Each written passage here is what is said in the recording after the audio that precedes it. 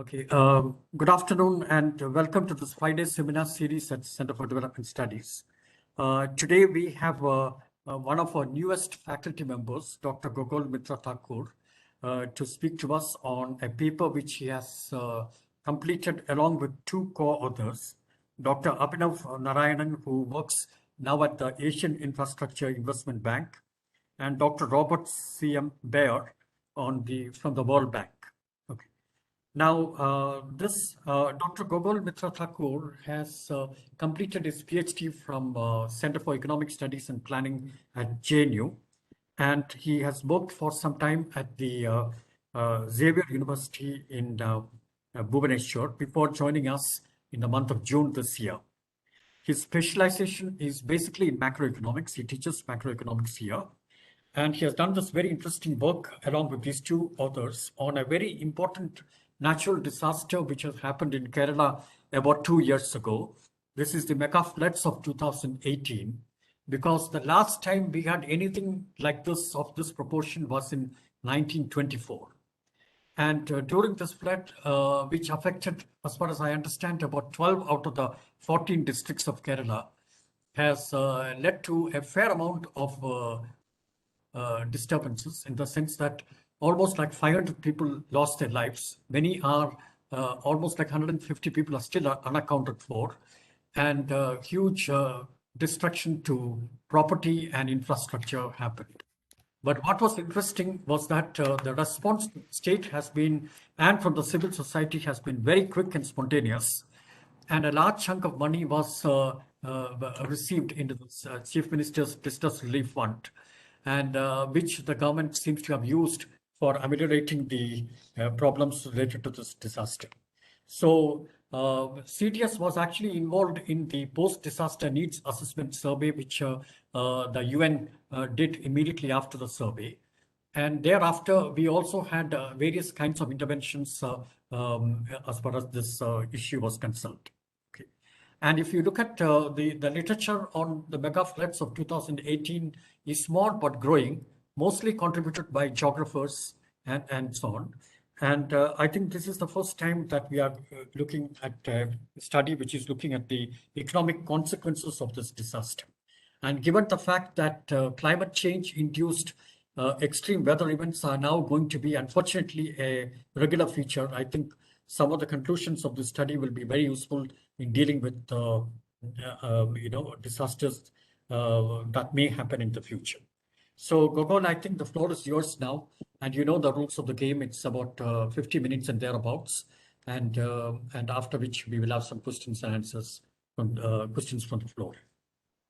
Thank you, Professor Mani, for the introduction, and I'm also glad that one of my co-authors, Abhinav, is here. So we'll take the questions together. I'll now share my screen.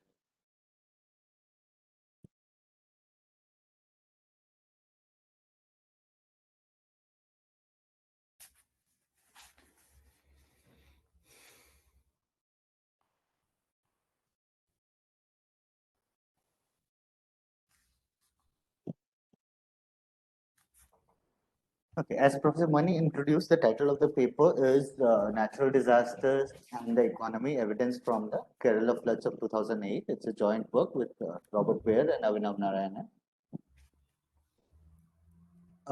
Natural disasters have substantial economic consequences. Direct economic losses due to natural disaster between 98 and 2017 is worth around 3,000 billion US dollars, of which 77% are due to climate related disaster. This is from a report by the United Nations Office of Disaster Risk Reduction. Now, this is direct losses, like loss to infrastructure and other resources. But then there are indirect consequences, because these events lead to disruptions in economic activity. In case of India, we all know that natural disasters are very common. According to the same report, India ranks 4th after US, China, and Japan. And the major disaster type is floods.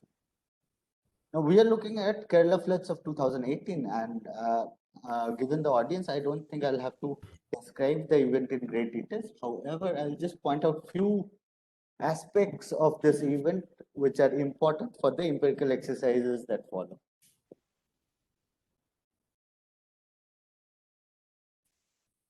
Now, what happened is between June and August of 2000, June 1st and August 19 of 2018, Kerala receives 2,334.6 mm of rainfall. And this was almost 46% above normal.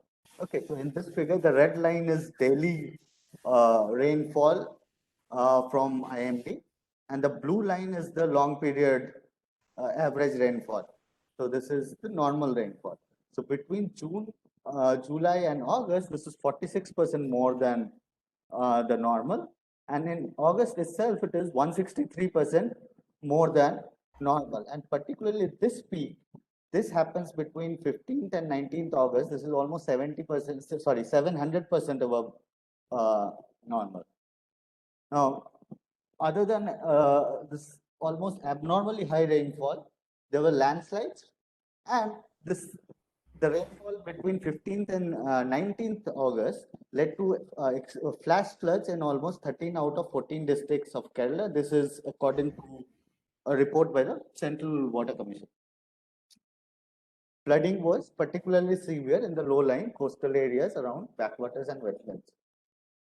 Indian government categorized this event as level 3 calamity or calamity of severe nature, and it's been reported that this is the third costliest flood in India since 1900 and worst in Kerala since 1924 in terms of direct losses or direct damage. Now, what are we doing here in this paper? We want to causally estimate the effect of this event on aggregate activity as well as on household income and expenditure. So at the aggregate level, we have results about ATM transactions at the PIN code level, credit and deposits at district level. We are also looking at the nightlights data. We do, but that work is still work in progress. At the household impact, we look at income and its subcategories and total expenditure and its subcategories. And we are also interested in understanding household behavior after the event. So we specifically look at if government assistance is correlated with income growth post event, and if consumer sentiments and precautionary savings played a role in recovery of expenditure. Now, this paper actually contributes to a large and growing literature on indirect consequences of economic disasters. So typically, we can divide this literature in 3 strands. One which looks at short-run macroeconomic impact, development impact, and then there are case studies. The papers which look at short-run macroeconomic impact typically use cross-country panels, but there are also papers which use subnational panels, and the consensus here is that natural disasters on an average have negative effect on short-run economic growth, and developing countries are more adversely affected than developed countries. There are a few papers on long-term growth, but as well, but there is no consensus up to this point. The papers which look at development impact of natural disasters also use, many of them also use cross-country or subnational panels. But the development variable is not income per capita or output per capita. It's these are aggregate development indicator regarding poverty, fertility, etc. But a large portion of this literature also uses household or farm level micro data sets for different countries. And again, the consensus is that natural disasters have negative effect on various development variables. But the studies which use micro data sets have identified microcredit access, internal remittances, social allowance, land ownership as important mitigating factors against the negative consequences of disaster. Then there are numerous case studies. Many of them, and these are case studies because they examine specific natural disasters, and many are descriptive studies or were too soon after a specific disaster. But there is this new trend, a fairly recent trend, to treat natural disasters as natural experiments while estimating their impacts on varied variables of interest. And this trend has actually encouraged the use of case studies. And there are, for example, some examples would include this paper by Hager and Neumer, which looks at how the tsunami, 2004 tsunami affected economic growth in the Indonesian island of Aceh. And they found that the negative impact was only in the first year. Thereafter, economic growth increased, and they attributed it to the reconstruction effort that took place after the tsunami. Motalab et al. Looks at effect of cyclone Alia on rice farmers' expenditure on their children's education, and they find a negative effect. Kirchberger looks at how Yogyakarta earthquake affected local labor markets in Indonesia. And she finds that agricultural wages went up because agricultural laborers shifted out to construction sector. And then there are many papers, particularly papers on the 2005 Hurricane Katrina. They look at household finance. Gallagher and Hartley, they compared the flooded areas of New Orleans with flooded neighborhoods of New Orleans with non-flooded neighborhoods of New Orleans after the Hurricane Katrina, and find that mortgage debt decrease in the flooded neighborhoods. And they argue that's because uh, uh, households use the flood insurance money to pay off their mortgage debt, and they look at if and they find particularly, and this is particularly true if the household had taken the debt from a non-local bank rather than a local bank.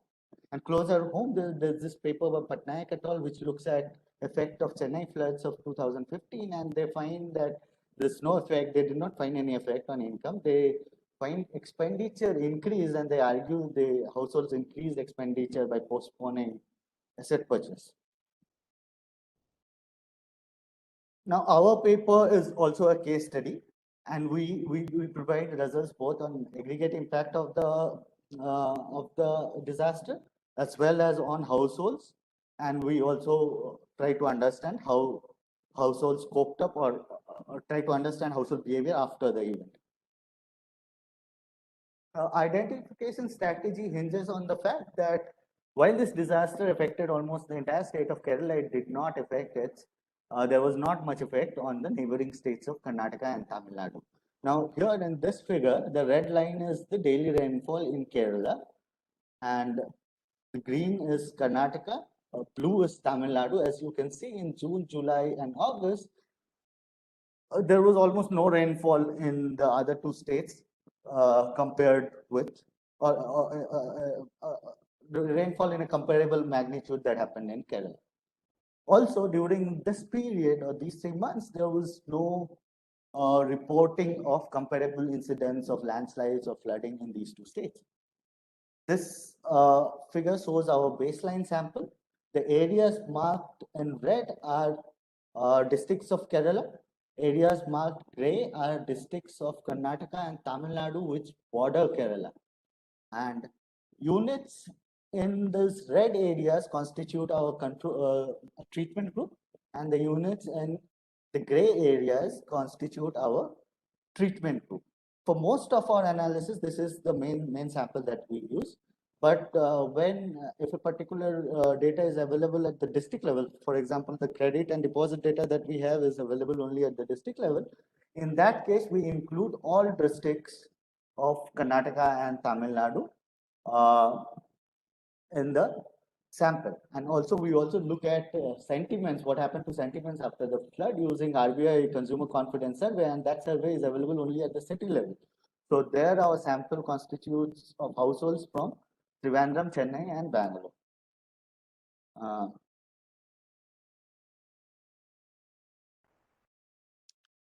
Data sources, so for the aggregate, for analysis of aggregate activity, we use monthly data on ATM transactions, which is available at the PIN code level from National Payments Corporation of India. This is monthly data. And we use district-wise credit and deposits of scheduled commercial banks from RBI, which is available at quarterly frequency. For household data, we use the Consumer Pyramids Household Survey of CMI. So we get household income, monthly household income and expenditure from this data set. And we are also looking at we are also trying to understand if their balance is changed after the flood. Gain some insights into how the flood affected their balance sheet. So for that, we use, again, CMI CPHS data on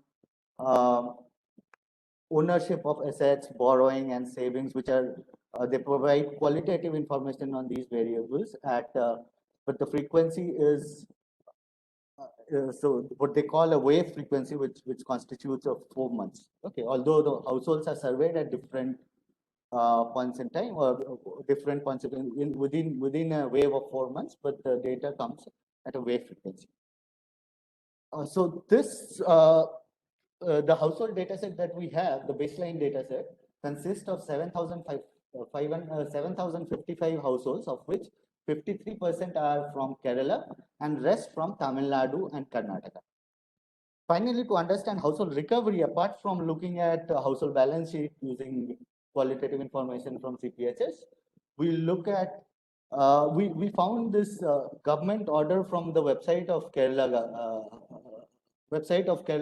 government, which was released on 27th August 2018. 27th August 2018. So this is an allotment of state disaster response fund to all the 14 districts of Kerala. And we also use the RBI's consumer confidence survey for data on consumer sentiments. Now, I will not discuss summary statistics in a greater detail in the interest of time, but if there is specific interest, I can come back during the question answer. Now, this is our main specification for most of the analysis, except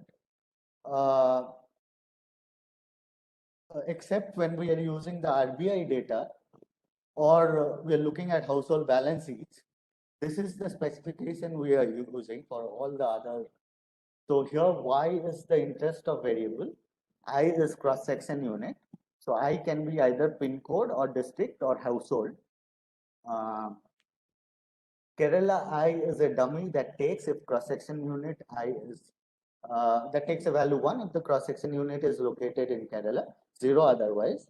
Month T takes a value 1 for the particular month or quarter T. Gamma I represents cross-section fixed effects. Delta T represents time fixed effects.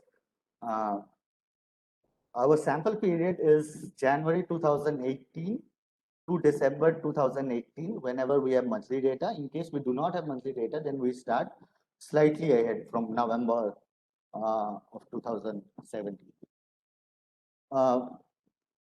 Coefficients of interest are beta t's. These are difference in difference coefficients.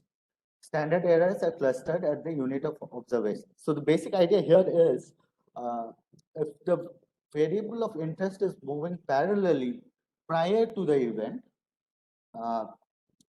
before that, base month and quarter is May 2018 because the event is starting from June.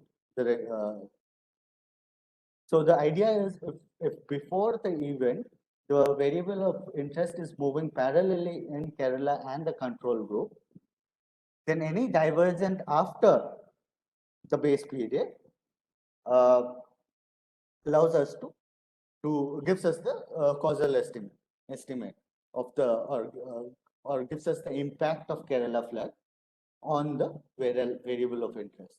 So when beta t's, so this is the assumption of parallel trends. And when beta t's are, if we find that the beta t's are not significant before the base month or quarter, then we cannot reject the assumption of parallel trends. And in that case, beta t's for t's after the base month and quarter is the relative difference between Kerala and the control group. And it has a causal interpretation. That is, it gives us the effect of the Kerala floods of 2018 on the variable of interest in Kerala relative to that in the control group and relative to the base month of quarter, base month and odd quarter. So this is the first result that I want to show. So what we have done is we have plotted the beta t's, estimates of beta t's from this equation here. So the left hand side is ATM transaction, amount of ATM transactions at pin code. So I here is pin code and T is month. As you can, this dotted red line indicates the base month, and the dots are point estimates. These vertical lines are the 5%, sorry, 95% confidence interval. So what we see here is most of the BTTs, most of these coefficients before May 2018 are not significant. After May 2018, we see that ATM transaction, amount of ATM transactions started declining in Kerala. For month of August, it is positive but not significant. But other than that, for all months till November, it's negative and significant. And then by December, we see that the ATM transactions recovered. Okay, so ATM transaction declined after the flood, with the start of the flood, and it continued to decline. Largest decline happened in September. And by the end of the year, it seems there is a recovery. Now, if we replace the ATM transaction with ATM count of ATM transaction, we get the same picture. This panel shows the effect on credit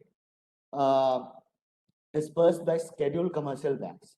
And this coefficient here is positive and significant. This coefficient is for financial year.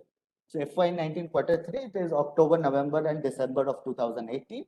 We see there is an increase, significant increase in credit dispersed by scheduled commercial banks in these 3 months. Now, this could be because this could reflect a sign of recovery in local activity. However, it could also be because an increased liquidity positions of the bank. So we'll look at the deposits as well. We do not find any significant increase in deposits of the banks. So we are interpreting this coefficient as a sign of recovery towards the end of 2018 in aggregate activity. Coming to household income, and I would request you to first focus on this panel. This is so the dependent variable is per capita household income, log of per capita household income from all sources. So we see that coefficients before the base month are not significant. After the base month, there is decline in total income, household total income in July and August. By September, there's been a recovery and it starts increasing. And by the end of December, by the end of the year, in December 2018, household income in Kerala was almost 22% more than that in the control group, that is the border districts. Now, this is very intriguing because the ATM result did not suggest anything that can explain a recovery like this or an expansion, an increase in household income like this. So we separate wage income from non-wage income. So this is wage income. This is basically wages, salaries, wages, overtime, bonuses. Okay. So as you can see, the wages behaved almost has the same dynamics as total income. So there's decline in June, July.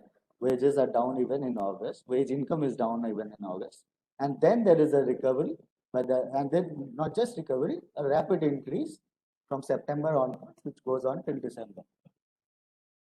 This is non-wage income, which is total income minus wage income.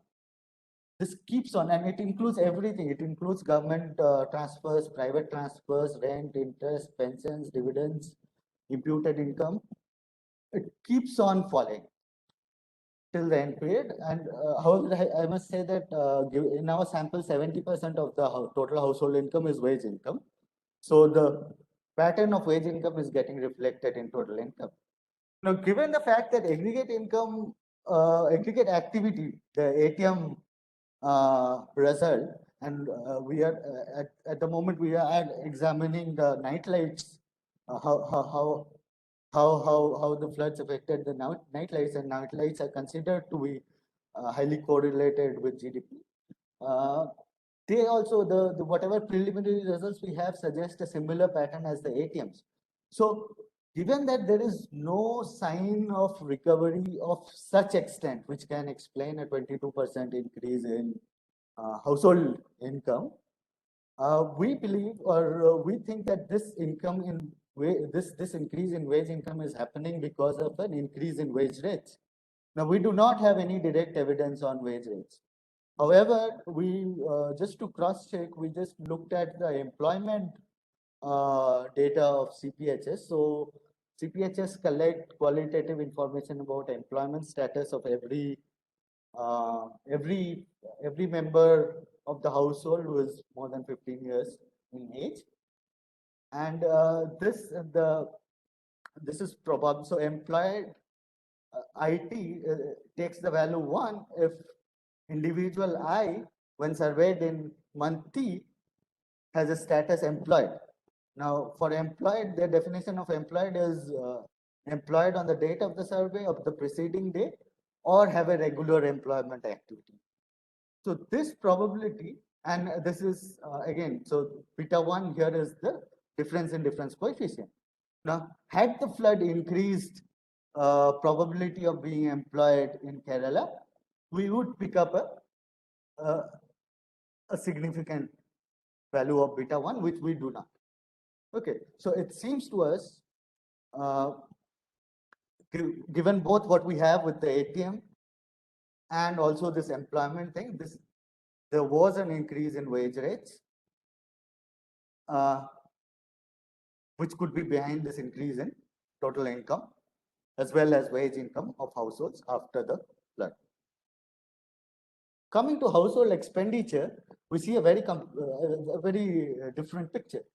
Now, before the base month, household expenditures are slightly higher in Kerala than the control group.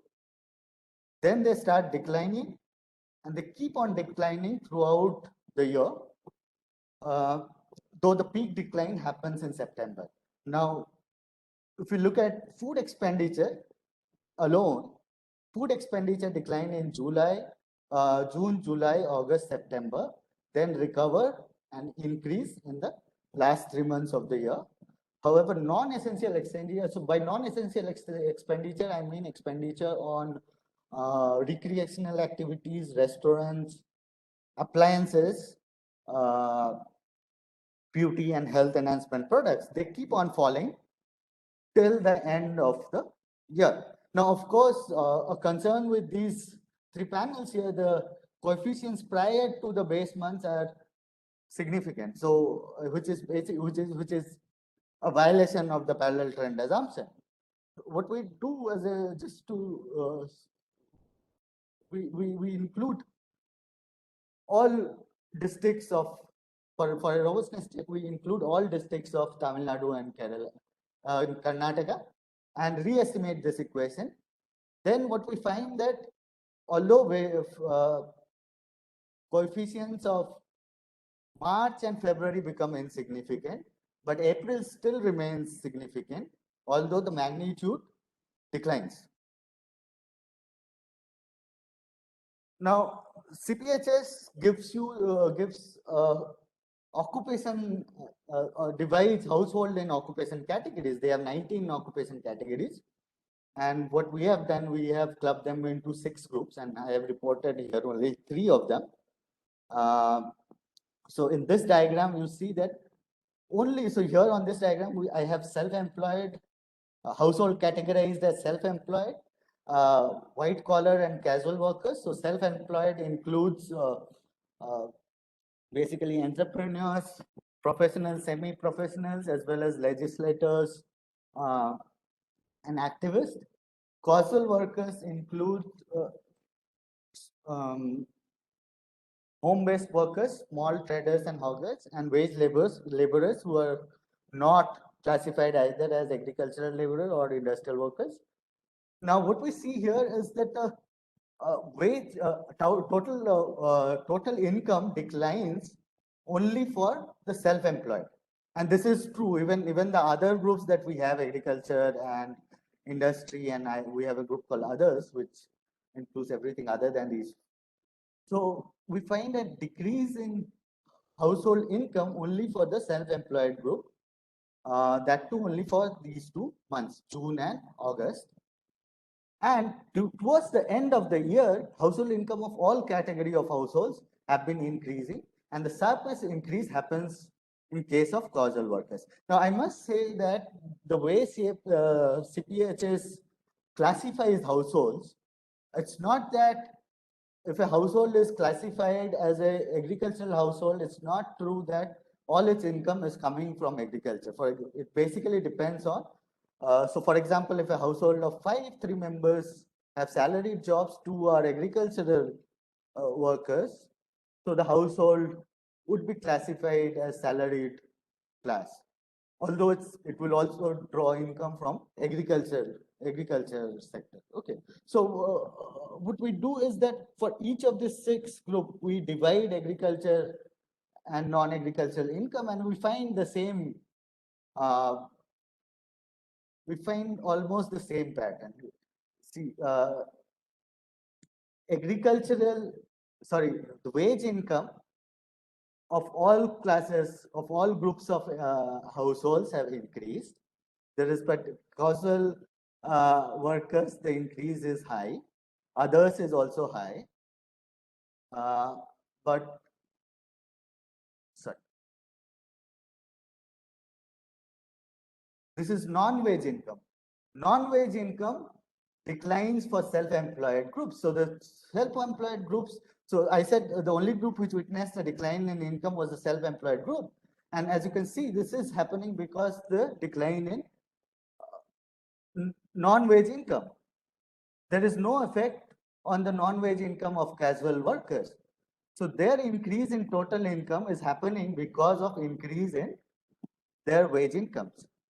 So we get the same pattern here also, that is increase in total incomes of household, and primarily due to increase in wage incomes towards the end of the year. The decrease that happens in June, July happens because of decrease in non-wage income. In case of expenditure, again, the same pattern for each category of households. Expenditure starts declining from June itself and keeps on declining. The sharpest declines happens for the self-employed group as well as the casual worker group. The other feature of this event was that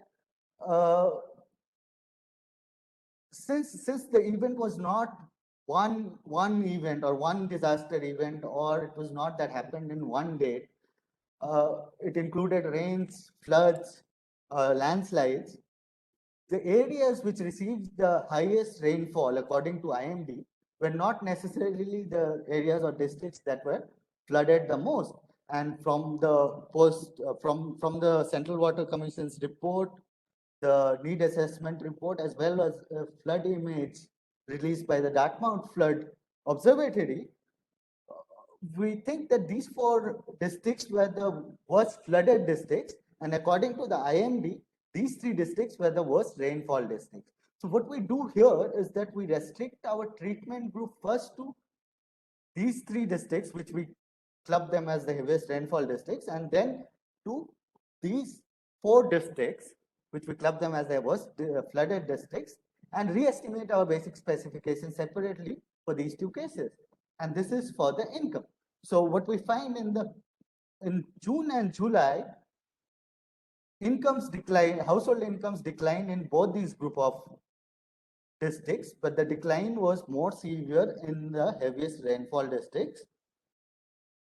However, from after September, household incomes increased in both these 2 groups of districts, but the increase was more in the rainfall districts. In case of expenditure, household income, household expenditure decline in both groups of districts, but the decline was more severe till September in the rainfall districts, heaviest rainfall districts. After that, expenditure recovered or even increased in December in the rainfall district, but continues to decline in the worst flooded districts. So although we cannot claim that, we cannot claim to separate out the effect of flood from rain because it also rained in the worst flooded districts, but we are claiming from here that although the initial impact was more in the heaviest rainfall district, the negative impact was more prolonged in the worst flooded districts. Okay, the other things we could infer, we think we can infer from this diagram is that the decline that happens, since severe flooding happened in August, so the decline that happens in June and July might be because of rainfall rather than floods.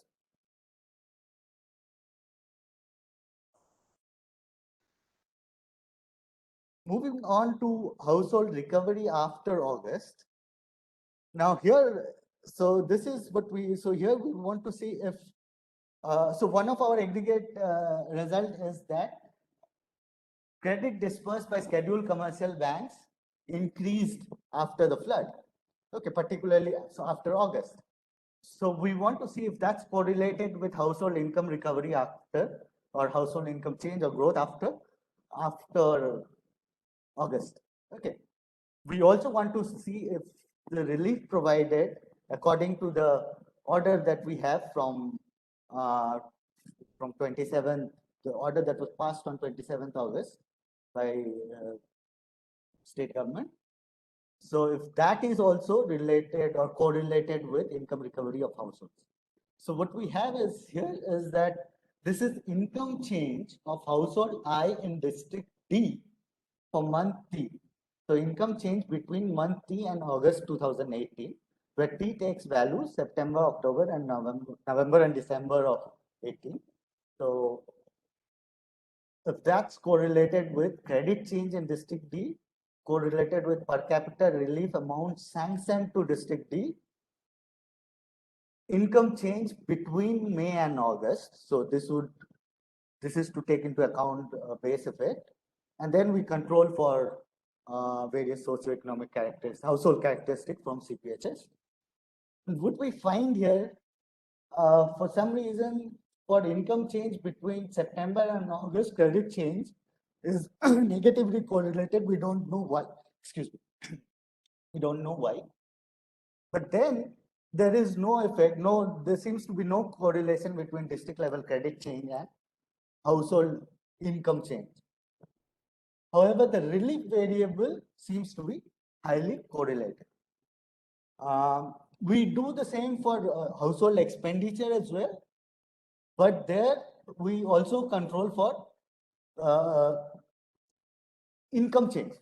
Okay, so when we do, so when we control for income change of household, we find neither relief or credit change are correlated with the expenditure change after August. Income change, of course, is there is a slight positive correlation. So the next thing, so although we do find some positive correlation between income change and expenditure change in households, but it really doesn't explain why the household expenditure continued to decline till December, whereas by September, after September, household income started increasing pretty rapidly. So we think that, so one way to move would be to look into the balance sheets of households. If we can gain some insight into how balance sheets changed after the event. So here we, as I mentioned, we use the qualitative information provided by CPHS on asset ownership, borrowings, and savings. Savings. And see if, so here what we have in this table, we're trying to see if the probability of households, so this is for borrowing, if the probability that household has borrowed, has outstanding borrowing after the disaster, increase after the disaster. Okay, so ZKIT, basically Z is household has outstanding borrowing for these purposes on the date of survey in month A. So T indicates the date of month of survey, and beta 1 is again the DID coefficient. So if we find beta 1 to be positive and significant, we can interpret it as the probability that the household has outstanding borrowing for purpose K has increased. Okay, so post is a dummy which takes value 1 for if the household is surveyed in a month after May 2018. So in that case, for example, this is 0, this is positive and significant. It indicates that probability that household has an outstanding borrowing in Kerala after the flood, after the incidence of flood, of the incidence of the has significantly increased. So it has increased for housing. It could be because either so it could be so the government did sanction money for repair of houses and damages due to house damage due to the flood. So it could be either the either it was not adequate or there is a delay in receipt of that money. So maybe that's why we are finding an increase here. But corroborating our expenditure result, we find that outstanding borrowing for consumption purposes, this probability has significantly declined. Okay. Coming to asset side of the balance sheet, for most, the coefficient is the same specification. The coefficient is negative and significant for most, for housing, refrigeration, for most asset classes. So this is has the household bought asset in last 120 days, and we think the likelihood has the probability has declined after the flood. Will buy assets, it's negative and significant for car, two-wheelers. For some reason, it's positive for fridge and washing machine. We don't know why. Coming to their savings, household has outstanding probability that household has outstanding saving has declined after the flood in fixed deposits and gold, but has increased significantly increased in post office savings. Okay. Household has saved in last 120 days, significant increase for post office savings, savings in gold, that is investment in gold, and in housing. Household will save in next 120 days, significant increase in post office savings, gold savings, and housing. So these set of results seems to suggest that after May 2018, households are less likely to borrow for consumption purposes, less likely to buy assets, durable physical assets, more likely to save in post office savings, gold and housings in Kerala compared to the control group. Now, given the fact that expenditure is declining, this would suggest precautionary savings, that households are indulging precautionary savings. But then their incomes, the household incomes have been rising pretty rapidly. So why would households indulge in precautionary savings when their incomes are rising? So for this, we'll look at the consumer confidence survey, sentiment data from consumer confidence survey of RBI. This is, as I said, this survey is available. I think the survey is available. They release it every 2 months and is available for 13 major cities of India only. And it's not a it's a repeated cross section survey. And so from this survey, we take households from Trivandrum and compare them with households from Bangalore and Chennai. Okay, So this survey asked qualitative information from the households regarding their perception, which is a comparison of the current situation with 1 year ago, so 1 year before. So their perceptions about their own income, their expenditure, general economic conditions in the economy, employment conditions in the economy, inflation expectations. Sorry, inflation, not inflation expectation. And they also, for all these variables, they also ask, collect qualitative information about their outlook, which is the 1 year ahead expectation. Okay, so so what we have done, so this is so the answer is basically, so the respondent respond by saying it has improved, has remained same, or worsened. Okay, for each of these questions. So what we do, this SIT is a scoring variable which takes a higher value. If it takes a higher value, it indicates a better response. And we have taken data for about 8 rounds of this survey from November 2017 to December 2018. And this is about, so these are the results from perception and outlook of households regarding their own income, regarding household income. Okay, and since this is a repeated cross sections, we cannot use fixed effects. So we control for various variables which are provided in the survey itself. So for example, it gives you information about age, educational qualification, occupation of the respondent, religion, gender, etc. of the respondent, and also annual income, number of family members, and number of earning members in the family as well.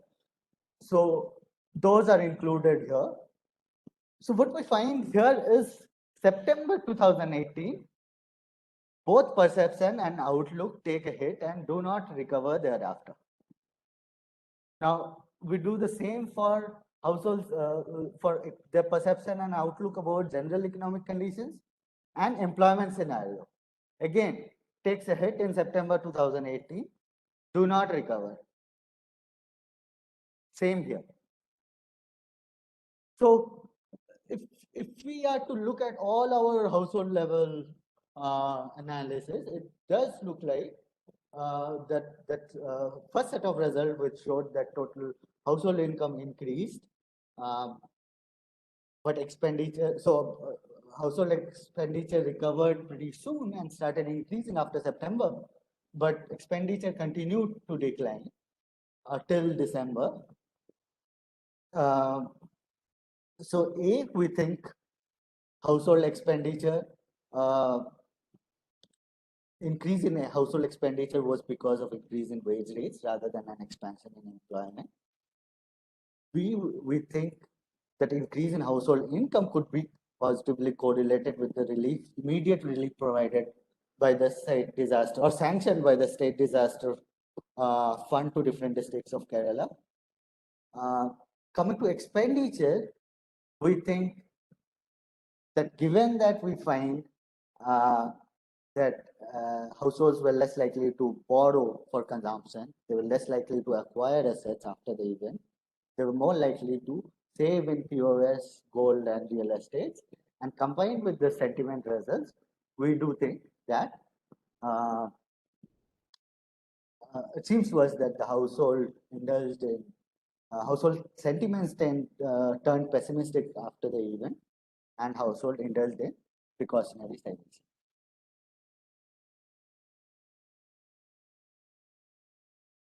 To conclude,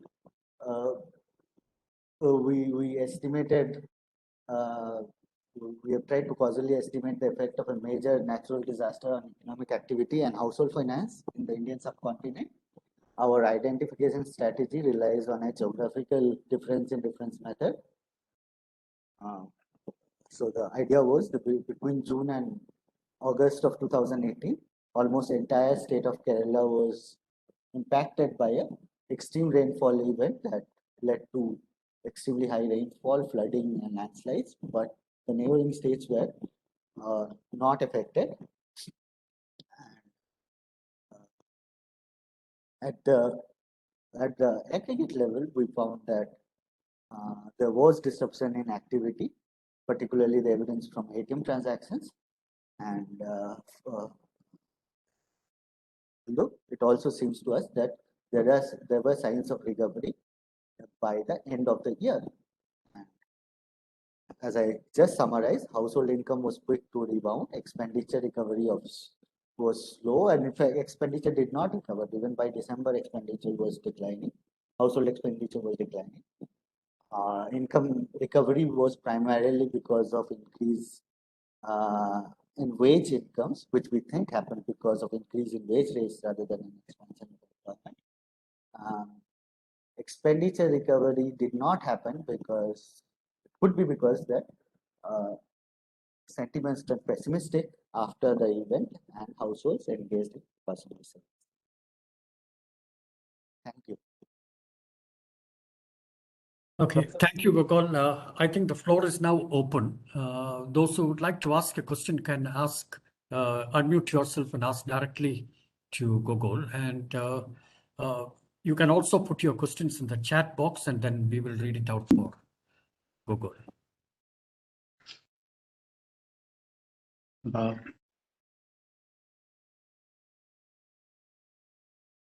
Yeah. Professor Sulmani, I am Harilal.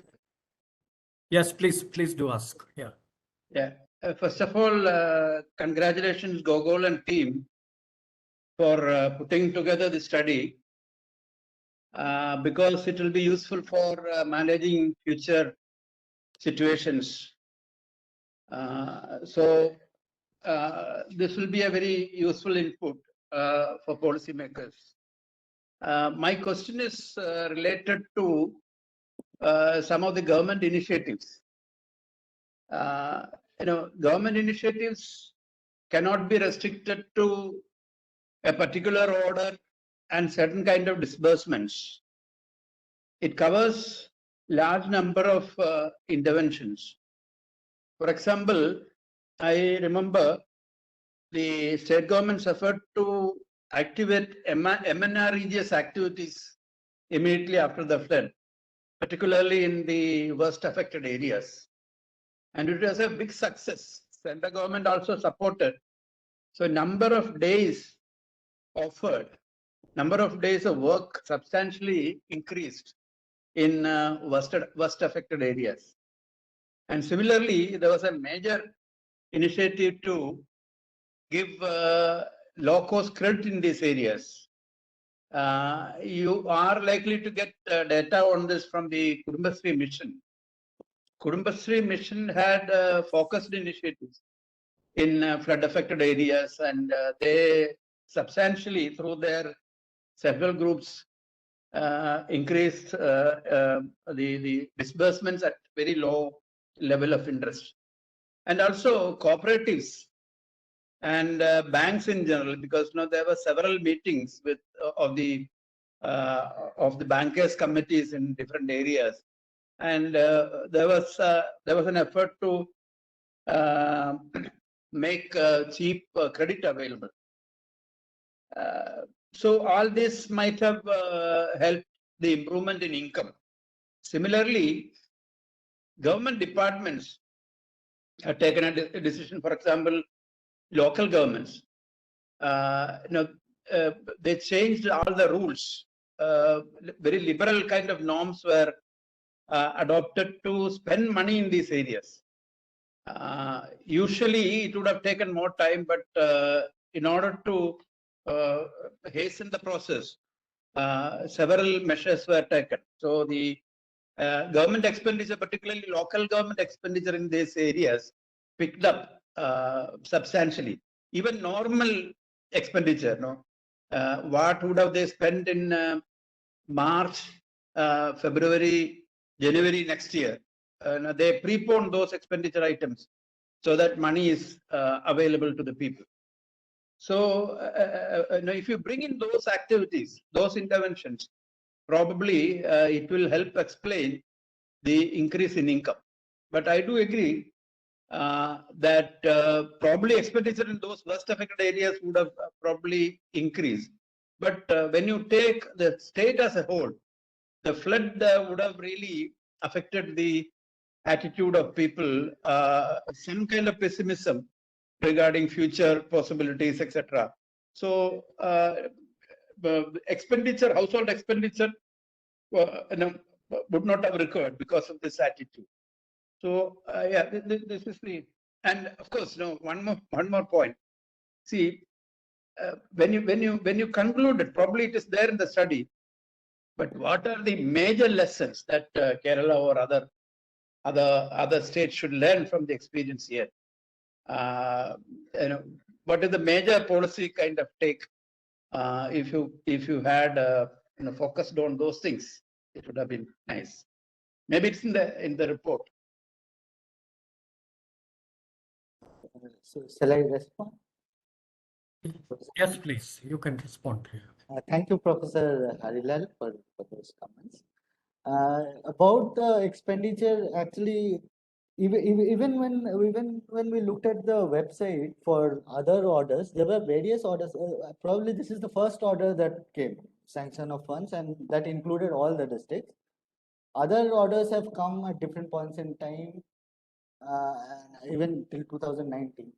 So yeah, so somehow we could, this is the only one which we thought we could use with the kind of specification we had in mind at that point in time.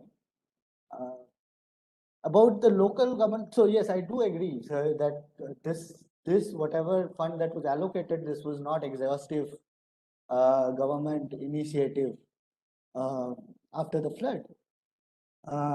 So this correlation is only an indicative correlation. So it is possible that if more funds were allocated, then the correlation would improve.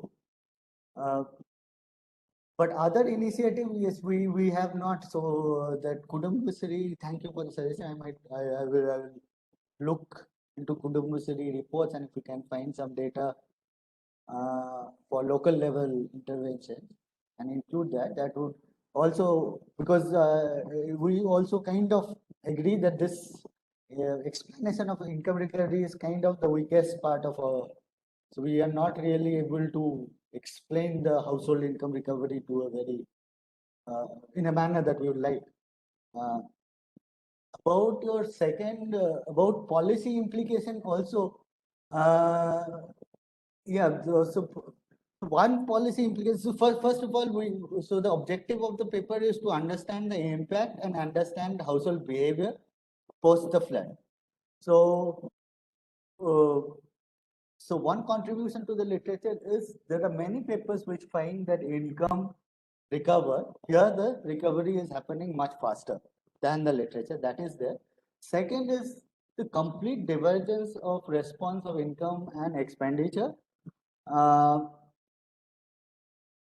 That is not many, even in the literature on natural disasters, we don't find that in many papers. So we are trying to explain that using pessimism and precautionary savings.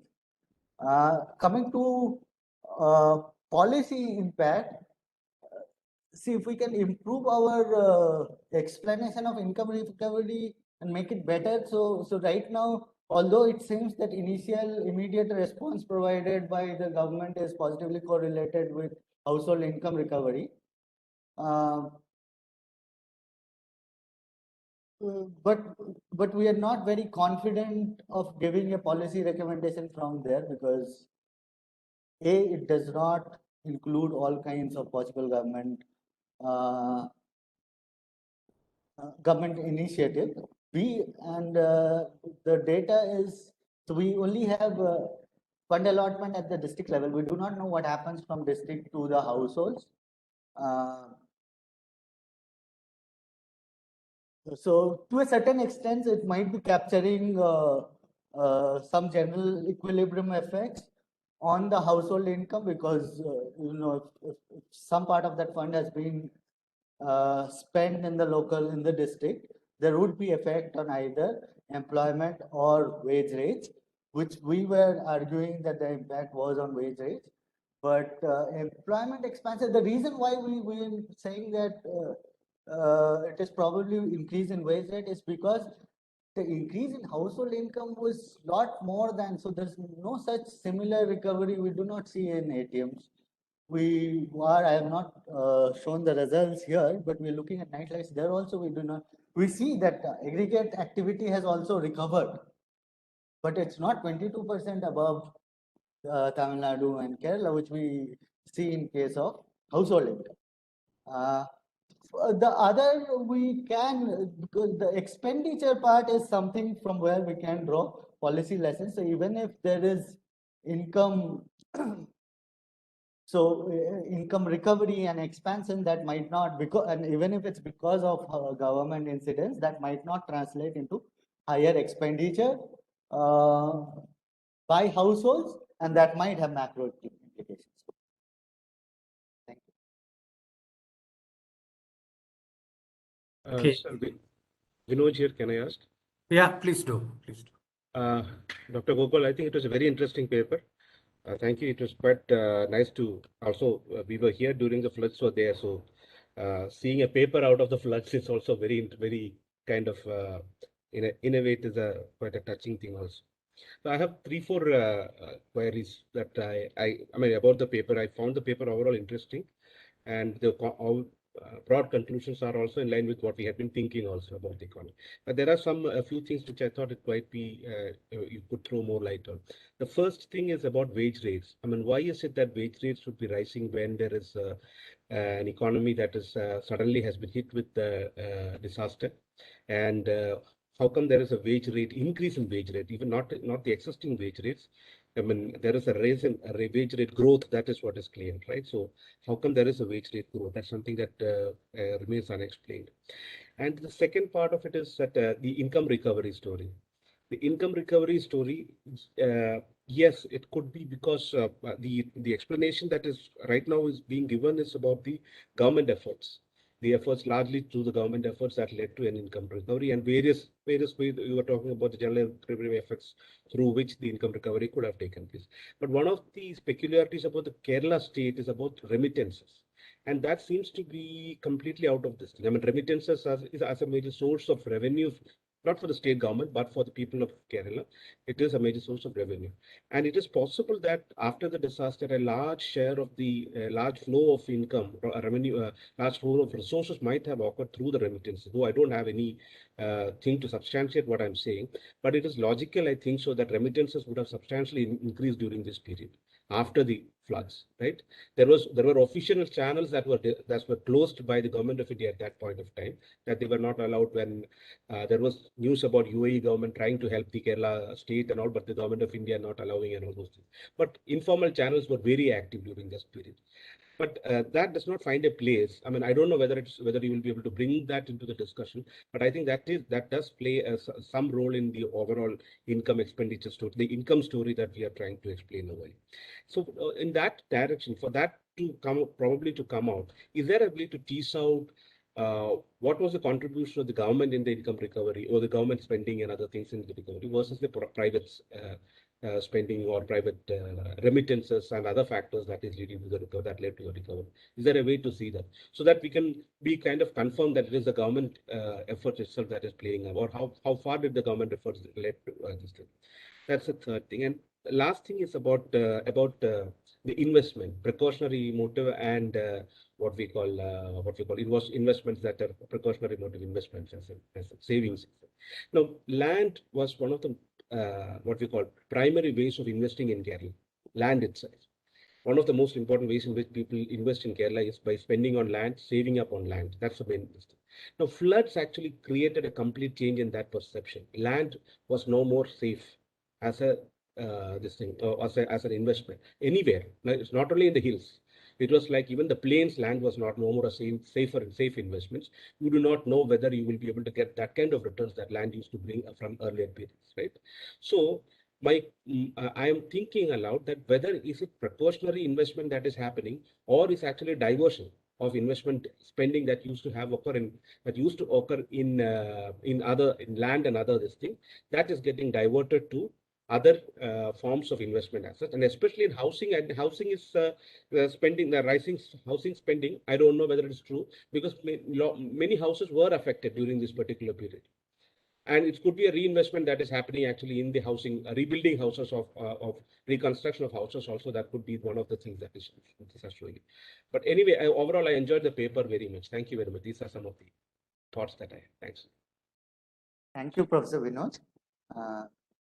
Now, coming to your first point, which was about the government expenditure, right? Yes, and also about wage And, rate. sorry. Wait, see, the wage rate thing is that we do not have any direct evidence on wages, that I said during the presentation as well. But what we are seeing is that there is a divergence in the trajectory of how aggregate income or activity is recurring, either at pin code level or district level, or what is happening with household incomes.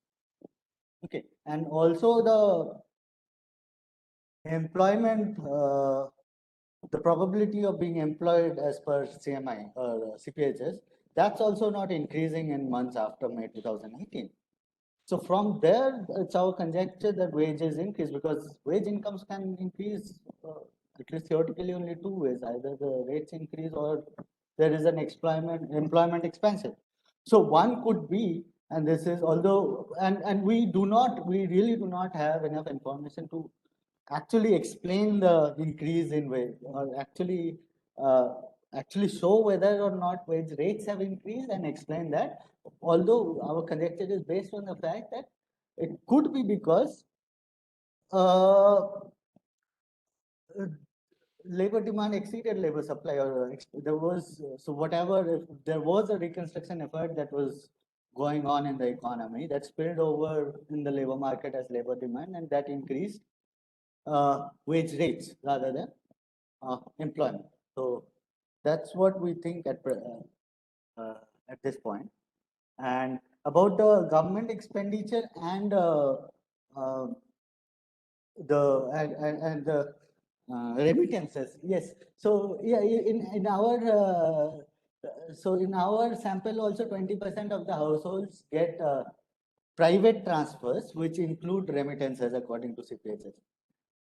But when we did the same exercise that we did for income and expenditure, or income and wages for private transfers, we did not find any effect, unlike wage incomes.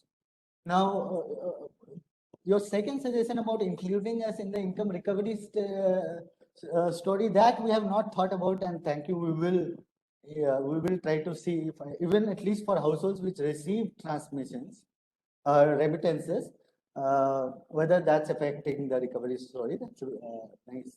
Thank you. And actually, the housing and precautionary savings.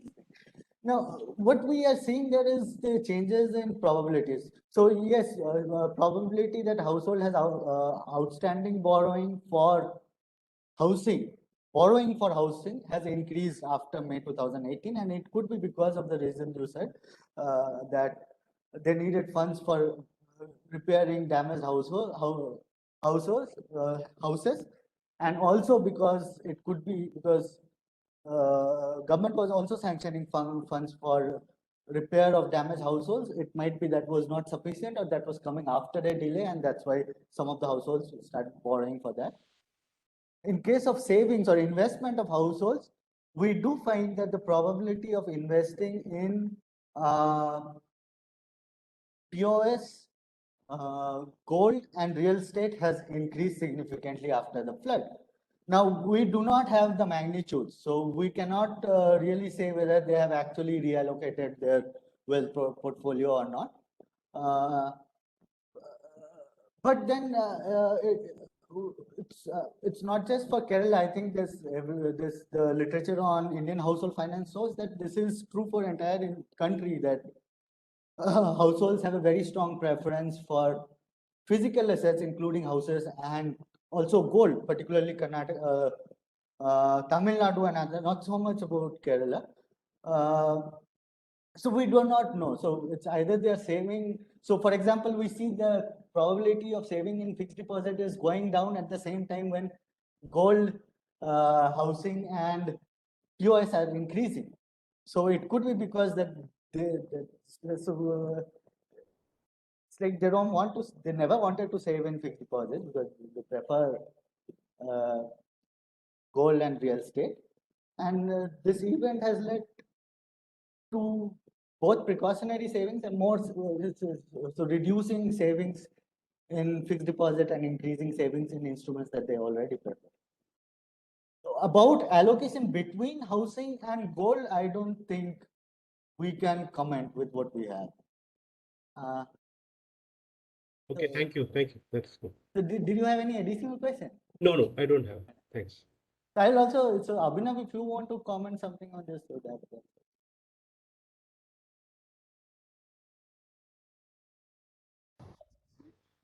No, I think you have answered the question, so I don't have anything to add.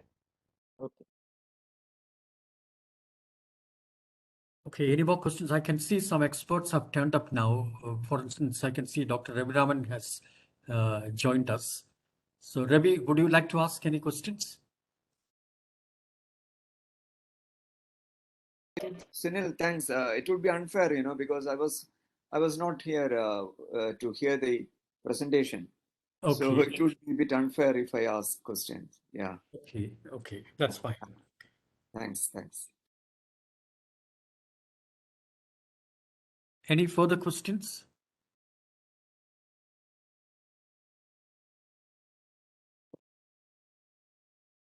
Okay, while people may be, just getting ready to ask further, may I ask just one question? Sure. See, your study is very skillfully done, but makes excessive reliance on the consumer pyramid household survey data. This is coming for some criticism recently, by Jessim Bice and Vikas Raval, especially in the selection of the households, the way in which the sampling is done, etc. and so on. So, are you aware of those criticisms? And will they affect? Yes. Yeah. Yes, I'm aware of those criticisms. And although at this point of time, I don't have a view on them as such. But what I think regarding whether they affect our study or not, I think so one of the major issue was under-reportage of marginalized communities and under sampling of rural areas and things like that. I think given that we are basically trying, so this is a macro study. We do not think that, given our questions, that it should affect. Actually, I So was at this- sitting in the other seminar. I did not think that there was this other seminar. Second, given our methodology, if suppose there is also, if there is, if it is true that poorer households are being underrepresented in the sample, since we are comparing two set of households, it kind of takes care of that. So, so only if for some reason CPHS sample is more biased in case of Kerala compared to Tamil Nadu and Karnataka, then it will affect us. Okay, thank you. Any further questions from the floor?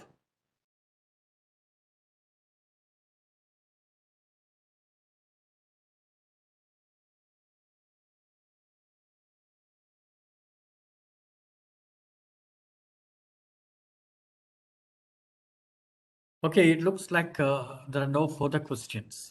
So Gogol and Abhinav, thank you so much for your presentation, and we look forward to reading your paper. And thanks everyone. And our next event is on the 22nd of September when we have the P.K. Gopalakrishnan Memorial Lecture again at the usual time of 3:30 p.m. And next Friday we have a panel discussion on the national monetization pipeline. Thank you very much.